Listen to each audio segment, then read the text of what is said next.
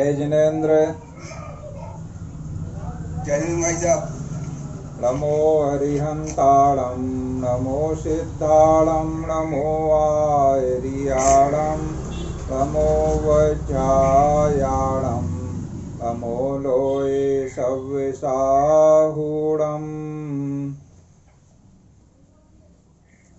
भारतीय ज्योतिष विद्या की क्लास में आप सभी का स्वागत है। पिछली क्लास में हमने विंशोत्तरी महादशा के बारे में जाना था और 27 नक्षत्रों से किस प्रकार हम कौन से ग्रह की दशा में जातक का बच्चे का जन्म हुआ है ये तय करेंगे, ये बात आपको बताई गई थी। 27 नक्षत्रों में से 3-3 नक्षत्र एक एक ग्रह के लिए निर्धारित किए गए हैं। तो 3-3 नक्षत्रों से एक एक ग्रह की दशा विंशोत्तरी महादशा बनती है। इसका चार्ट बना करके हमने व्हाइट बोर्ड भी आपको व्हाट्सएप पर शेयर किया है।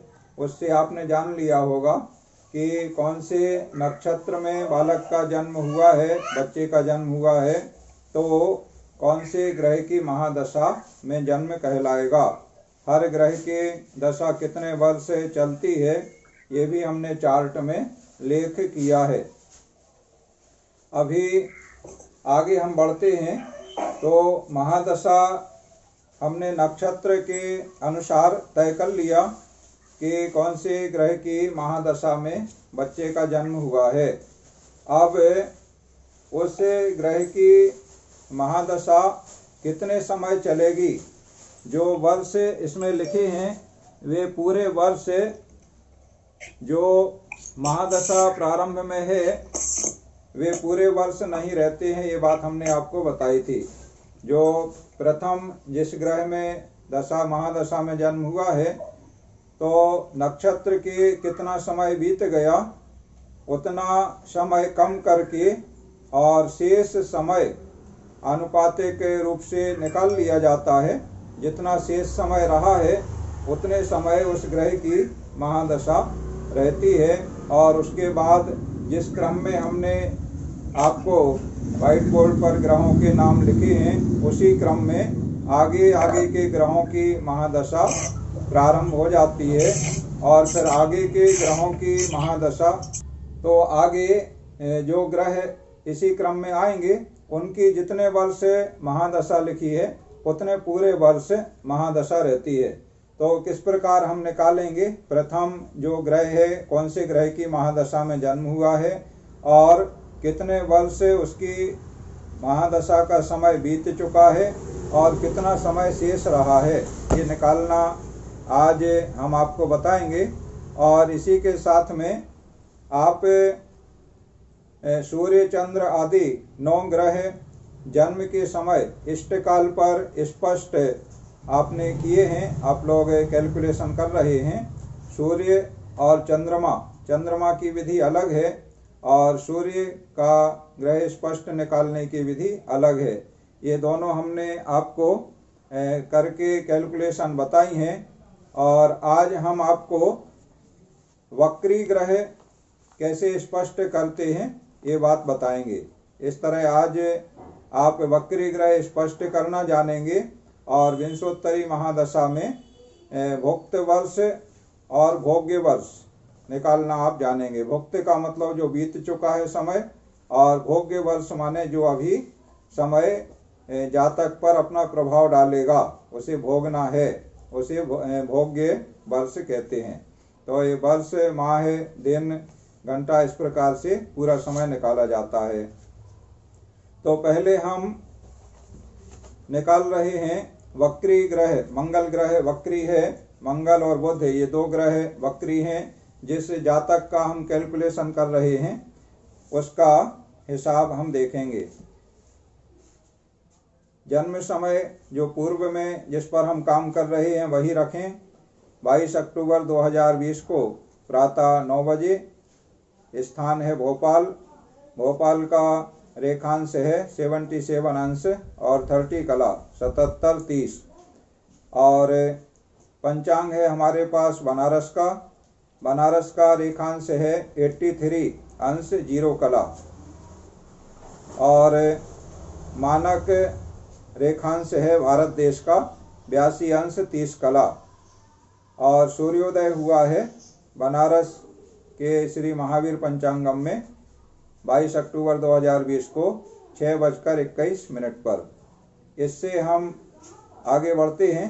एक चीज़ हम आपको बता दें कि सूर्योदय का स्थानीय मान हमें भोपाल का सबसे पहले चाहिए होता है। और इसके निकालने का तरीका पूर्व में कुछ त्रुटि हो गई है, उसको आप सुधार लें। देखो, GMT मीन्स जो ग्रीनविच रेखा का मानक समय है वह 0 रेखांश पर होता है। और उस GMT से पूर्व की ओर जो रेखांश हैं उन पर समय पहले, माने पूर्व की ओर है तो पहले सूर्योदय की हम बात करें तो GMT से पूर्व की ओर जो रेखांश हैं उनमें सूर्योदय पहले होता है और एक एक अंश पर 4 मिनट का अंतर आता है। और इसी तरह से कला जितने रहेंगे तो एक कला पर 4 सेकंड का, इस तरह मिनट और सेकंड में निकालते हैं। तो हम देखें GMT से पश्चिम की ओर हम जाएंगे। जैसे पश्चिम में अमेरिका है, अभी हम देख रहे थे तो अमेरिका का गूगल में हमने सर्च किया तो USA का 95, ये मीडियम हम मीन निकाल रहे हैं, ये वेस्ट में है रेखांश, तो ये पश्चिम की ओर है। पश्चिम की ओर जैसे हम बढ़ेंगे तो सूर्योदय बाद में होता है। जैसे हम जानते हैं कि हमारे यहाँ अभी रात्रि होना प्रारंभ होगी, शाम का समय आएगा तो उस समय अमेरिका में सूर्योदय हो रहा होता है। हमारा बेटा अमेरिका में है तो हम अभी शाम को बात करेंगे उससे, तो वहाँ पर उस समय सूर्योदय हो रहा होगा। तो इस तरह से करीब 12 घंटे का अंतर, और वहाँ के अलग अलग शहर के हिसाब से कम ज़्यादा होता है, तो इतना अंतर आ जाता है। तो हम यहाँ ये देखें कि अपने भारत देश से माने 82 अंश 30 कला से जो पूर्व की ओर हैं उनमें अंश कला अधिक होंगे, और जो पश्चिम की ओर हैं शहर हमारे, उनमें अंश कला कम होंगे। तो जहाँ अंश कला अधिक हैं वो पूर्व की ओर हैं, इसका मतलब वहाँ सूर्योदय जल्दी होगा। और जो अंश कला कम है वो पश्चिम की ओर हैं भारत में, तो वहाँ सूर्योदय बाद में होगा। इसलिए पूर्व की ओर अंश कला अधिक वाले शहरों में हम जो पंचांग में दिया हुआ या स्टैंडर्ड टाइम से जो पूर्व की ओर हैं अधिक रेखांश वाले शहर हैं उनमें सूर्योदय पहले होना है। तो जैसे 83 हमारा बनारस का है, बनारस से कम भोपाल का है 77 30, तो ये कम है। कम का मतलब क्या हो गया कि ये पश्चिम की ओर है, बनारस से पश्चिम की ओर है। पश्चिम की ओर है तो भोपाल में सूर्योदय बाद में होगा। तो हमारा बनारस में सूर्योदय दिया है 6:21 और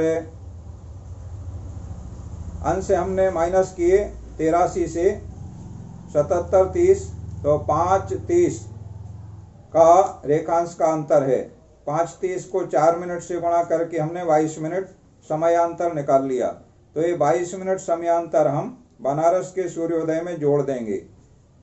तो बनारस का सूर्योदय 6:21 हुआ है, तो भोपाल का सूर्योदय इसमें 22 मिनट जोड़ करके 6:43 पर आ जाएगा। ठीक है, ये काम आप पहले कर चुके हैं, इसलिए हम इसको लिख नहीं रहे हैं। और 6:43 आप सूर्योदय लिख लें भोपाल का।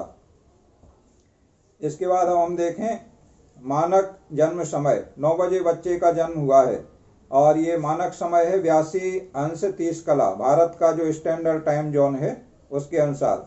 और स्थानीय हमें भोपाल का निकालना है। तो अब हम 82 30 से 77-30 जो भोपाल का रेखांश है, इनका अंतर किए तो 5 अंश अंतर आया, और इस 5 अंश को हमने मिनट बनाए तो एक अंश के लिए 4 मिनट, तो 5 अंश के लिए 20 मिनट। और वेलांतर दिया है 22 अक्टूबर की वेलांतर सारणी प्लस 15। अब इसे हमने मानक जन्म समय 9 बजे में 20 मिनट समयांतर घटाया तो आ गया 8:40, और वेलांतर 15 मिनट जोड़ा तो 8:55। ये हमारा लोकल टाइम आ गया जन्म का 8:55। अब 8:55 में से हमने भोपाल का स्थानीय सूर्योदय घटाया 6:43, तो शेष बचा 2:12, माने 2 घंटे 12 मिनट। और 2 घंटे 12 मिनट को हमने 2.5 गुना किया घटीपल बनाने के लिए, तो आ गया 5:30। ये हो गया इष्टकाल। ये इतनी गणना आप पूर्व में कर चुके हैं। अब इसके अनुसार हम मंगल ग्रह स्पष्ट कर रहे हैं। इसमें जो प्लस माइनस का पहले त्रुटि हुई है उसे सुधार लेंगे तो इष्टकाल आपका 5:30 आ जाएगा, 5 घटी 30 पल। अब मंगल ग्रह स्पष्ट कैसे हम करेंगे आप देखिए। मंगल स्पष्ट का मान दिया हुआ है इस तारीख को, पंचांग में देखें आप 11, 24, 49, 5। ये है राशि, अंश, कला और विकला, माने 11 राशि, 24 अंश, 49 कला और 5 विकला। और साथ में पंचांग में मंगल ग्रह वक्री लिखा हुआ है। वक्री का मतलब आप समझ रहे हैं। वक्री का मतलब पिछली क्लास में भी अपनी चर्चा हो चुकी है कि ग्रह अपनी गति से आगे ना बढ़ते हुए उल्टे पीछे की ओर चलने लगता है, उसे वक्री कहते हैं। और आगे की ओर चले तो वह मार्गी ग्रह कहलाता है। तो यह मंगल ग्रह यहाँ वक्री है। इसी तरह बुध ग्रह भी वक्री है, पंचांग में ये लिखा रहता है। आपको हमने ये भी बताया था कि सूर्य और चंद्रमा ये 2 ग्रह हमेशा मार्गी होते हैं, और राहु और केतु ये 2 ग्रह हमेशा वक्री होते हैं। शेष जो 5 ग्रह हैं, मंगल, बुध, गुरु, शुक्र और शनि, ये 5 ग्रह, इन्हें पंच तारा भी कहते हैं। ये कभी मार्गी होते हैं और कभी वक्री होते हैं। उसका विधान है वक्री किस कारण होते हैं, उसकी अभी हम विस्तार से चर्चा नहीं कर रहे हैं। लेकिन वक्री जो होते हैं इसका मतलब क्या हो गया कि वो उल्टे पीछे की ओर चल रहे हैं। मतलब पहली राशि से दूसरी में, दूसरी से तीसरी में ऐसे जाना चाहिए तो मार्गी कहलाएंगे। और कोई तीसरी राशि में है और उल्टा लौटने लगे, तीसरी से दूसरी में आ जाए, दूसरी से पहली में आ जाए तो मार्गी, तो ये वक्री कहलाएगा, माने उल्टा चल रहा है। तो मंगल ग्रह की जो गति है वो वक्री गति है।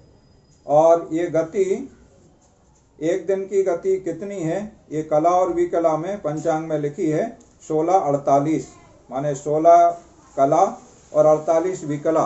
अब यहाँ से हम आगे अपना कैलकुलेशन करते हैं और हम इस पे आपको व्हाइट बोर्ड शेयर कर रहे हैं, तो इसमें हम लिखेंगे तो आप देखते जाएंगे।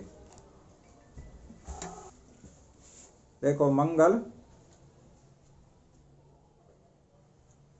वक्री, ठीक है, और ये स्पष्ट है। सूर्योदय समय,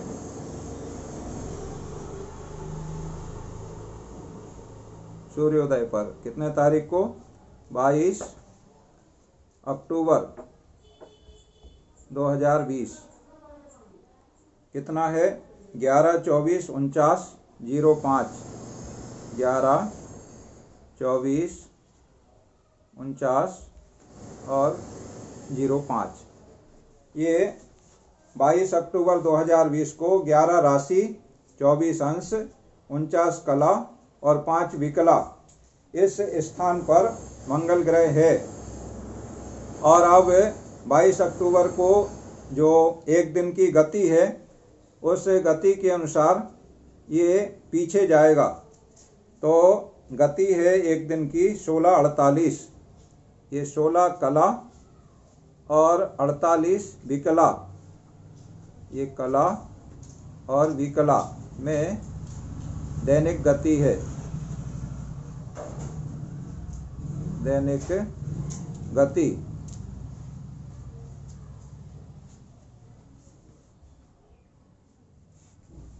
अब दैनिक गति का मतलब एक दिन में 16 कला और 48 विकला मंगल ग्रह चल रहा है।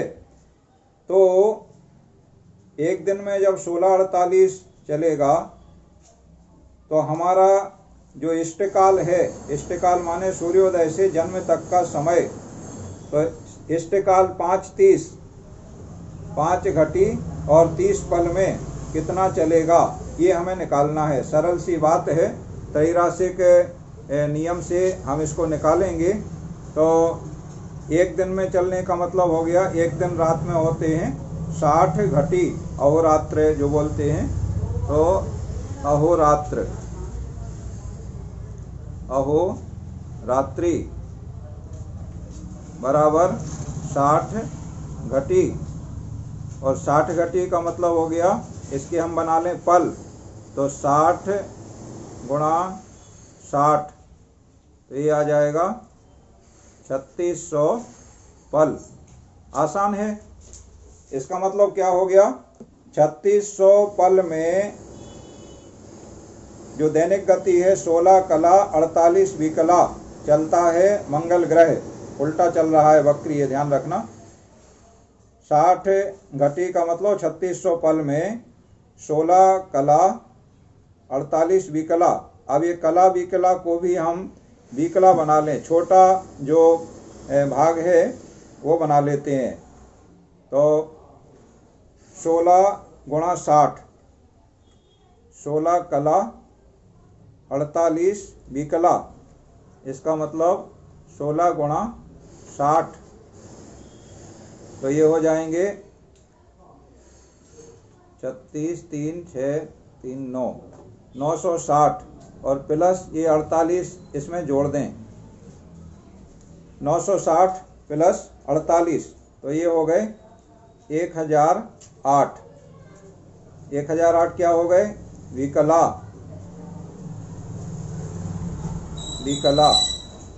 अब इसका मतलब आप समझ गए, 1008 विकला चलता है मंगल ग्रह 3600 पल में, और हमारा इष्टकाल है 5 घटी 30 पल। तो 1008 विकला चलता है 3600 पल में, तो 5 घटी 30 पल, 5 घटी 30 पल के भी हम पल बना लेंगे। 5 घटी 30 पल, तो 5 घटी के हो जाएंगे 300 और 30, एक घटी में 60 पल होते हैं, इसलिए 5 घटी के 300 प्लस 30, तो 330 पल। अब सारी चीज़ें हमारे पास एक समान हो गई।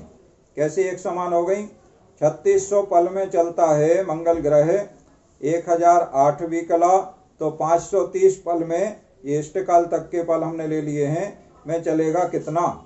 तो बस सरल सा त्रैराशिक करना है। अब आसान सी चीज़ हो गई है, ऐसे लिखेंगे, चूँकि 3600 पल में चलता है 1008 विकला, यहाँ हम पूरी भाषा नहीं लिख रहे हैं, आप लिख लें, समझ लें, 1008 विकला, इसलिए 330 पल में, ऐसे ही शुरू में आप लोग जब पढ़े होंगे तीसरी, चौथी, पाँचवीं, छठवीं क्लास में ये चीज़ें पढ़ाई जाती हैं गणित में, सामान्य अंक गणित में, तो उसमें त्रैराशिक नियम चलता है। मतलब इतने रुपया का सामान आता है इतना, तो इतने रुपया का आएगा कितना, इस तरह से आते हैं ना, तो सरल है। तो 330 पल में कितना, इसमें चूंकि वाली जो संख्या है ये 3600, इसको नीचे लिखा जाता है और शेष जो दो संख्याएं हैं इनका आपस में गुणा किया जाता है, ये इसका नियम है। तो 1008 गुणा 330, इसमें भाग देंगे 3600 का, तो जो राशि आएगी वो आ जाएगी विकला में। अब आप गुणा करें और भाग दें तो गुणा और भाग करने से देखो 330 का गुणा 1008 में किया तो 3,32,640 332,640 3,3600 का भाग देना है 3,32,640 में। अब ये भाग जा रहा है, आप कैलकुलेटर से भाग कर सकते हैं, कोई दिक्कत नहीं है। गुणा भाग का काम थोड़ा क्लिष्ट होता है ऐसे करने में, तो आप कैलकुलेटर का उपयोग कर लें या कंप्यूटर में आप कर सकते हैं। तो इसमें ये भाग देने पर आ रहा है 92 विकला और शेष बच रहा है नीचे। तो शेष को अभी हम यहाँ छोड़ देंगे क्योंकि वो 1 विकला से कम बच रहा है, मतलब 1 पॉइंट में आएगा शेष, 0.4 ऐसा कुछ आ रहा होगा, आप कैलकुलेट करके देखें। तो ये हमारे 92 विकला आ गए। 92 विकला को हम बना लेंगे कला, क्योंकि ये 60 से ज़्यादा है विकला, इसलिए 92 विकला को 92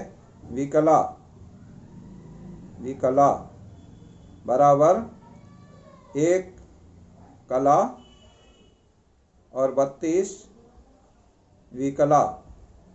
60 विकला का हमने 1 कला बना लिया, तो 1 कला और 32 विकला आ गया। बस अब हो गया हमारा काम। ये इष्टकाल तक 1 कला और 32 विकला यह मंगल ग्रह चला है। तो प्रातः का जो स्पष्ट मंगल ग्रह था 11, 24, 49, 5 11, 24, 49, 5 ये राशि अंश कला विकला। तो कला के नीचे हम कला लिखें, देखो कला के नीचे 1 कला और विकला के नीचे 32 विकला। अब ये अगर मार्गी ग्रह होता तो इसको हम जोड़ देते, क्योंकि मार्गी ग्रह आगे बढ़ रहा है तो 1, 24, 49, 5 से आगे बढ़ता, लेकिन ये वक्री ग्रह है तो वक्री होने के कारण इसे हम घटाएंगे, ये पीछे जा रहा है तो यहाँ हमने माइनस का निशान लगा दिया और इस तरह इसको घटाएंगे। तो घटाने से अब क्या बचेगा, देखो 5 में से 32 नहीं घटता है, तो 5 में से 2 गए, 3 बचे और यहाँ 0 है तो इस तरफ से 60 आएंगे, कला से विकला बनाएंगे। तो यहाँ 49 की जगह ये कम हो जाएगा 48 और यहाँ 6 माने यहाँ 65 हो गए, तो 6 में से 3 गए तो 3 बचे। यहाँ 48 में 1 कम हो जाएगा तो ये 47 बचे और ये यहाँ घटाने को कुछ नहीं है तो यथावत रहेंगे 24 और 11। तो ये हमारा स्पष्ट हो गया मंगल 11, 24, 47, 33। माने जिस बच्चे की हम जन्म पत्रिका बना रहे हैं मंगल वक्री ग्रह उस समय 11, 24, 49, 5 पर है सूर्योदय के समय, तो इष्टकाल जो उसका 5 घटी 30 पल है, तो उस समय उसके जन्म के समय पर मंगल ग्रह कहाँ पर था ये चीज़ तो आ गई 11, 24, 47, 33।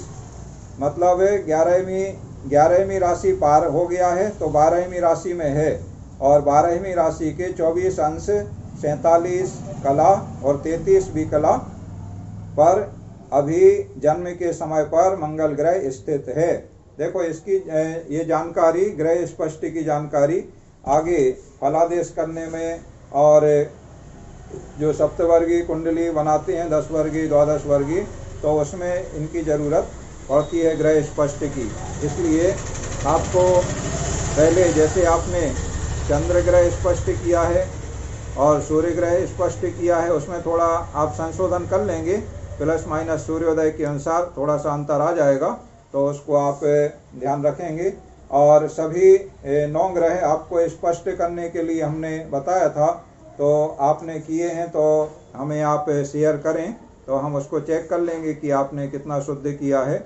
जैसे आज हमें कल पंकज जी ने भेजा था, उन्होंने मंगल ग्रह स्पष्ट किया था और कुछ उसमें त्रुटि थी तो हमने सुधार के लिए बता दिया है। संकल्प जी भी हमारे पास अभी आए थे और उन्होंने भी किया था, थोड़ी सी उसमें कैलकुलेशन में मिस्टेक थी, तो वो हमने उनको सुधार करा दिया है।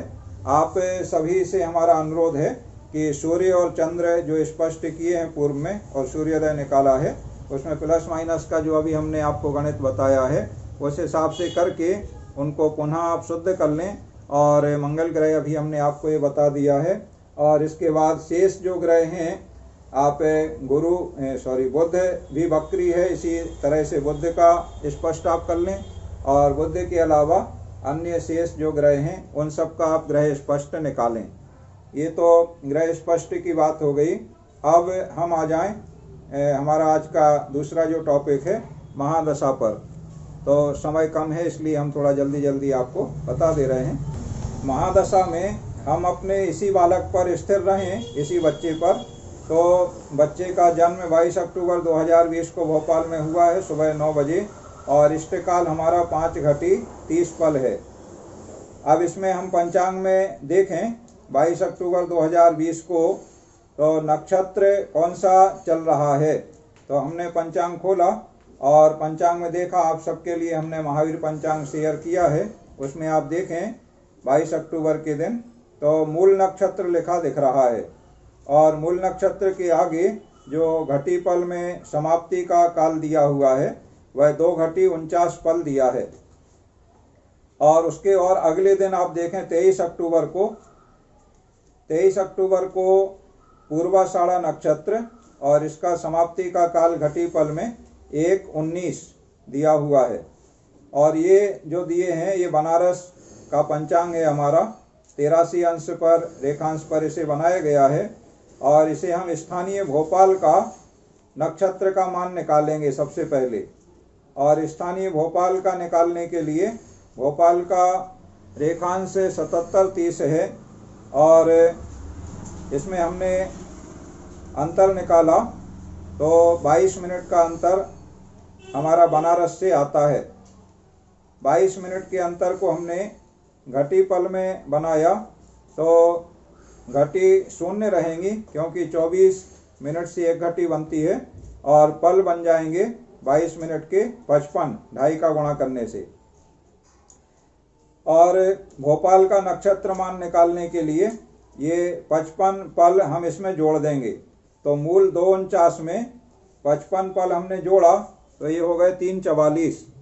और इसी तरह पूर्वाषाढ़ा 1:19 में हमने 55 पल जोड़ा तो ये हो गए 2:14। इस तरह से नक्षत्र का हमने मान निकाल लिया। अब देखो इष्टकाल है 5:30 पल और नक्षत्र है 22 अक्टूबर को मूल। तो मूल का मान आ रहा 3:44, मतलब सूर्योदय से 3:44 पल समय पर मूल नक्षत्र समाप्त हो गया। इसका मतलब क्या हुआ, बच्चे का जन्म जो 5:30 पल पर हुआ है उस समय मूल नक्षत्र नहीं था। ये ध्यान रखना, ये बड़ी महत्वपूर्ण बात है। 22 अक्टूबर को मूल नक्षत्र लिखा है पंचांग में, लेकिन उसका हमें समाप्ति का काल जो 2:49 है उसमें हमने संस्कार करके 3:44 किया है। तो 3:44 नक्षत्र का जो मान है ये समाप्त होने का है और ये इष्टकाल के पहले है, इसलिए मूल नक्षत्र समाप्त हो चुका है। तो मूल नक्षत्र समाप्त होते ही मूल के बाद जो क्रम में आता है वो है पूर्वाषाढ़ा। तो पूर्वाषाढ़ा नक्षत्र प्रारंभ हो गया। पूर्वाषाढ़ा नक्षत्र प्रारंभ होने का मतलब क्या हो गया, इस बच्चे का जन्म पूर्वाषाढ़ा नक्षत्र में हुआ है। और पूर्वाषाढ़ा नक्षत्र का हम काल देख लें तो उसके काल के हिसाब से अब इसका हमें भयात और भवोग देखना होगा। भयात और भवोग हमने पूर्व में निकाला था, आपको याद है। तो उस हिसाब से भयात का मतलब क्या है, जो वर्तमान नक्षत्र है उसका कितना समय बीत गया, और भवोग का मतलब है वर्तमान नक्षत्र का कुल समय कितना है। इसमें एक चीज़ और हम आपको बता दें, इस बच्चे का जन्म पूर्वाषाढ़ा नक्षत्र में हुआ है और भयात निकालने से 60 में से हम गत नक्षत्र को घटा दें 3:44 तो 56-16 आ गया। और 56-16 में इष्टकाल को हम जोड़ दें 5:30 तो 1:46 इसका भयात आ जाता है। मतलब पूर्वाषाढ़ा नक्षत्र का 1 घटी और 46 पल बीत चुका है। और भवोग इसी तरह से जो 60 घटी में से गत नक्षत्र 3:44 घटाया तो 56-16 बचा। इसमें वर्तमान नक्षत्र माने पूर्वाषाढ़ा का मान 2:14 2 घटी 14 पल, ये हम जोड़ दें तो भवोग आ गया 58 घटी 30 पल। इसका मतलब क्या हो गया, पूर्वाषाढ़ा नक्षत्र का संपूर्ण समय 58 घटी 30 पल का है, जिसमें से जन्म होने तक 1 घटी 46 पल बीत चुका है और शेष समय अभी बीतेगा। तो जैसे नक्षत्र के 4 चरण होते हैं तो हम 58-30 जो भवोग है पूर्वाषाढ़ा नक्षत्र का, इसमें 4 का भाग दे दें तो लगभग 14 घटी और कुछ पल इसका एक एक चरण आ जाएगा। तो ये जन्म जो हुआ है ये पहले चरण में हुआ है, मतलब अभी शुरू ही हुआ है, केवल 1 घटी 46 पल बीता है। तो नामकरण के लिए हम बात कर रहे हैं। पूर्वाषाढ़ा हमने देखा, आपने याद किए होंगे, तो पूर्वाषाढ़ा में क्या है, भूधा फाड़ा, याद किए हैं ना 4 चरण। पूर्वाषाढ़ा भूधा फाड़ा, उत्तराषाढ़ा बेभो जाजी, इस तरह से शुरू में आपको याद कराए थे। तो पूर्वाषाढ़ा के प्रथम चरण में भू अक्षर से इससे बच्चे का नाम हम रखेंगे। तो भू से अब नाम रखना है तो भूपति, भूपेंद्र, भूपनाथ, भूप कुमार, इस प्रकार का भुवनेन्द्र, भुवन विजय, माने बड़े ऊ की मात्रा से या छोटे ऊ की मात्रा से, ये इसका राशि नाम हो जाएगा। ठीक है ना। तो नामकरण करना बहुत आसान है और इसकी धनु राशि बन जाएगी। पूर्वाषाढ़ा से धनु राशि बनती है। मूल पूर्वाषाढ़ा और उत्तराषाढ़ा का प्रथम चरण, ये 9 चरण की धनु राशि होती है। तो धनु राशि में इस बच्चे का जन्म हुआ है और धनु राशि के स्वामी है गुरु, तो गुरु इसके राशि स्वामी हो जाएंगे। इस तरह आप नक्षत्र, राशि के स्वामी कौन से ग्रह हैं ये बात जान गए। अब शुक्र की इसकी महादशा है, ये आपने चार्ट अगर याद कर लिया हो तो ठीक है, नहीं किया है याद तो आप देख लें, आगे याद कर लेना। 3 नक्षत्र से एक ग्रह की महादशा बन रही है। तो इसमें सबसे नीचे शुक्र 20 वर्ष लिखा है। व्हाइट बोर्ड जो हमने आपको व्हाट्सएप पर शेयर किया है पिछली कक्षा के बाद, उसमें सबसे नीचे आप देखें शुक्र 20 वर्ष और उसके आगे नक्षत्र लिखे हैं पूर्वा फाल्गुनी, पूर्वाषाढ़ा और भरणी। तो ये पूर्वाषाढ़ा इसमें आ रहा है। तो पूर्वाषाढ़ा नक्षत्र में जन्म लेने वाले बच्चे का जन्म शुक्र की महादशा में हुआ है। तो शुक्र की महादशा में कितना समय बीत चुका है और कितना समय इसे भोग करना है, माने इस बच्चे के जन्म के बाद कितना समय चलेगी शुक्र की महादशा, ये निकालना है अब हमें।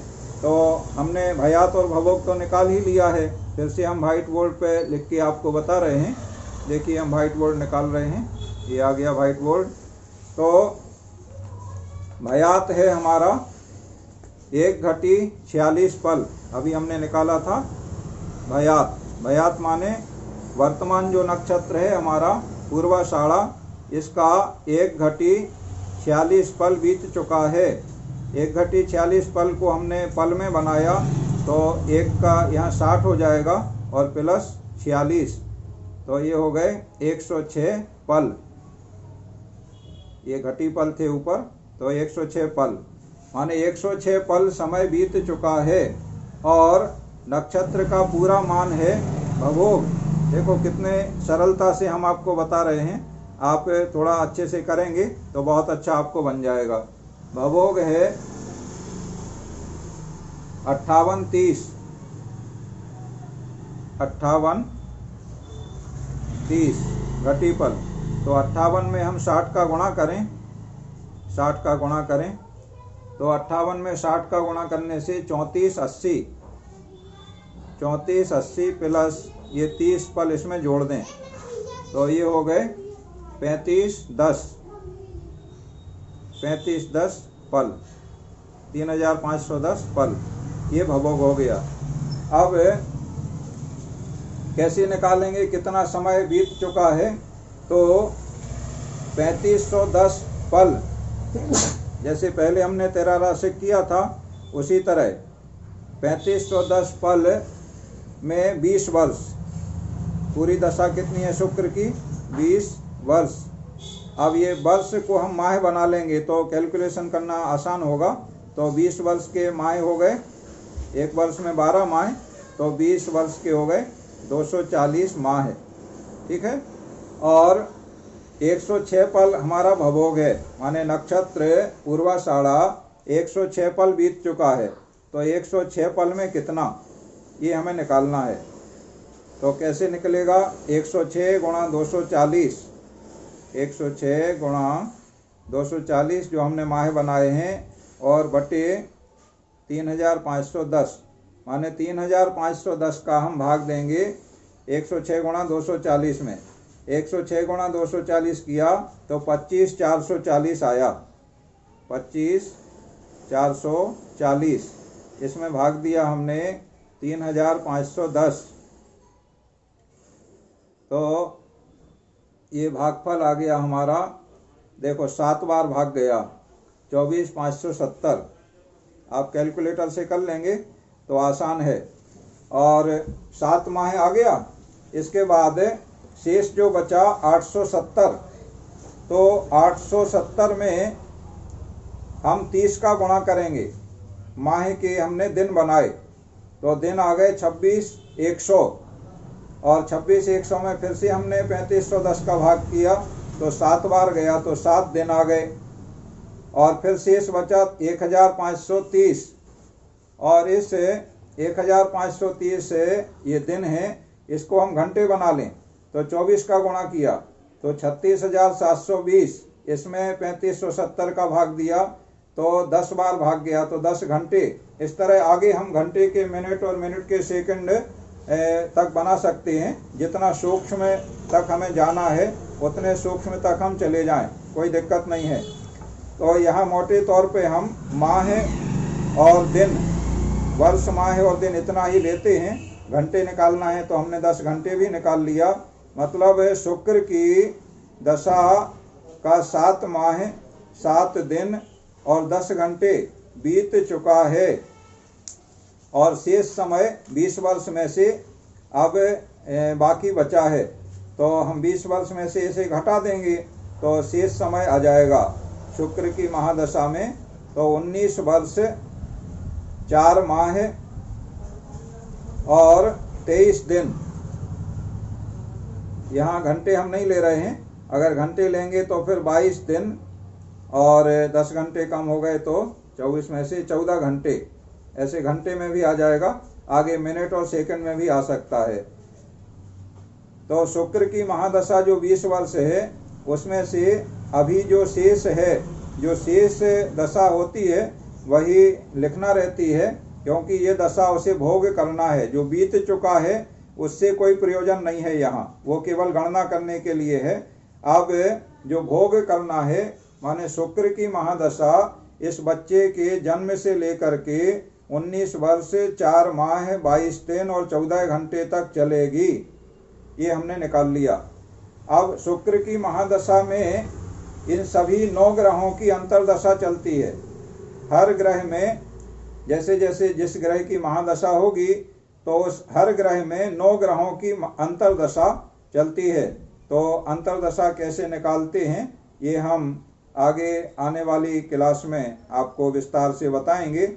अभी आप महादशा निकालना समझ गए, और साथ में वक्री ग्रह स्पष्ट कैसे करते हैं, ये 2 चीज़ें आज आपने क्लास में जान ली हैं।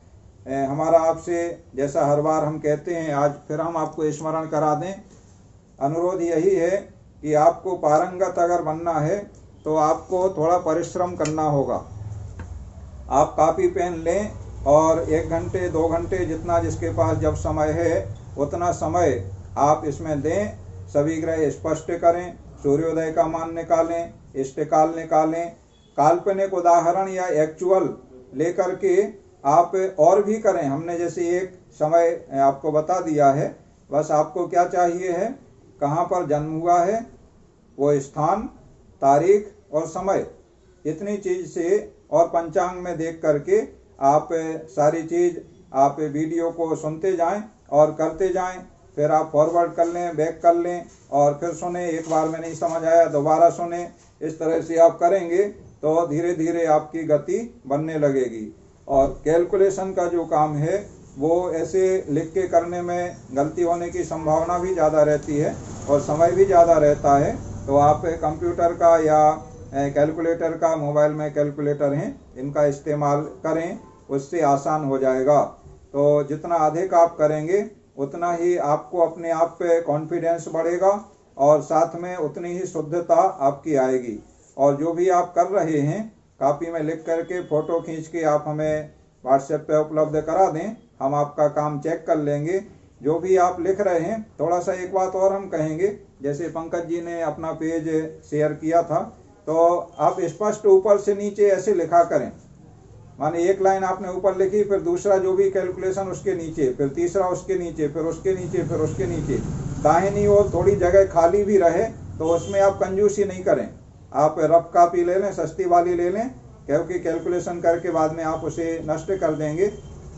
केवल सीखने के लिए है।